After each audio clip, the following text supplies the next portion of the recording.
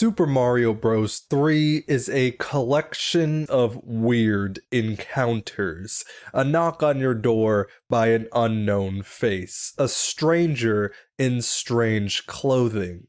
Oh, sorry, wrong address. They leave, you close the door, and never see them again. Out of nowhere, back into nowhere.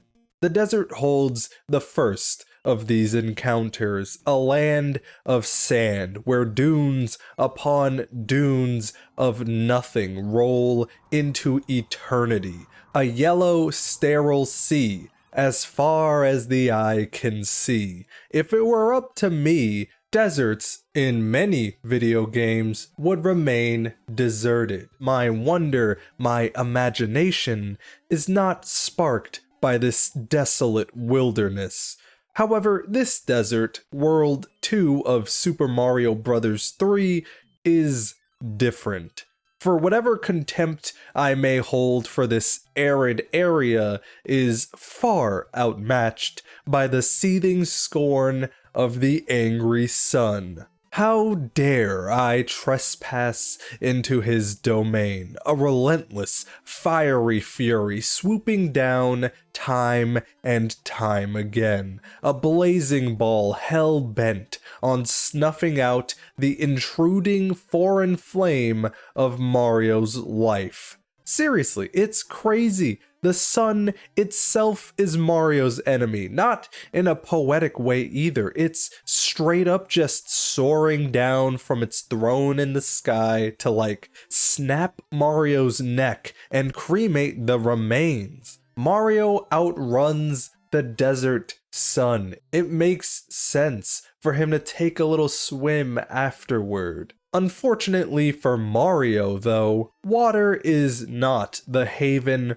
or hero you would think it'd be after a tiresome trek through the desert.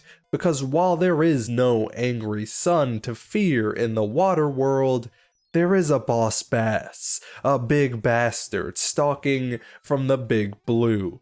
This fish is reverse fishing, eager for his next meal, rabidly tugging against his gravitational leash, which tethers him to his liquid domain. Boss Bass is weirdly more offensively powerful than the sun, since Boss Bass can tear through the flimsy protection of most power-ups by instantly deleting Mario with his lips. Pretty scary.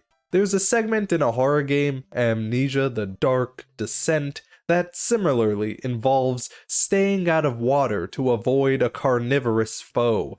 I wonder if Boss Bass inspired that part. Anyway, thankfully, Boss Bass is defensively inept compared to the sun, so you can blast his fishy brain matter all over the ocean with a well-placed fireball. Although, at least he's not as defensively inept as Boom Boom, who trains and gains new techniques between battles, but always gets his ass kicked so quickly and efficiently that he'd be better served staying in bed, not just that morning, but every morning.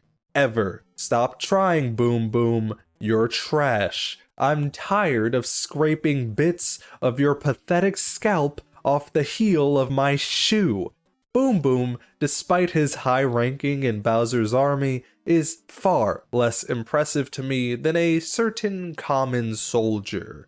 A certain enemy that isn't as physically powerful as the Angry Sun or Boss Bass, but instead has their same soul, their same energy contained within. The rage, the violence, the belligerence packed into a bite-sized package. Enter the brick throw guys. Guys that throw bricks. That's it. Honestly, I just find them funny. They give off the same energy as someone tearing apart their living room in a fit of blind fury, flipping over coffee tables and throwing all manner of decoration in all manner of direction. These guys just march up and start tossing bricks up. I can almost hear them saying, get this weak shit out of my face, despite the fact that these bricks are just as large as they are. And then there's Bowser. I had an odd experience when fighting Bowser recently.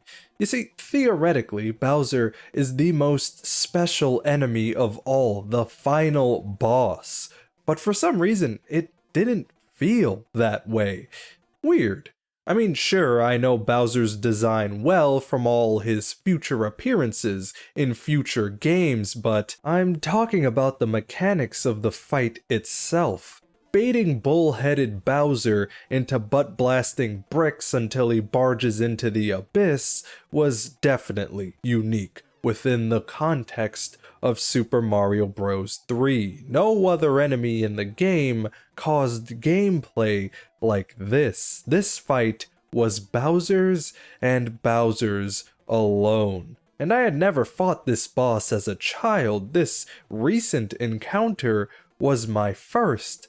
So then why did this fight feel ordinary? It felt incredibly familiar, as if I had played this specific part many times before. And then I realized this dude is just Olmec from Spelunky and Spelunky 2.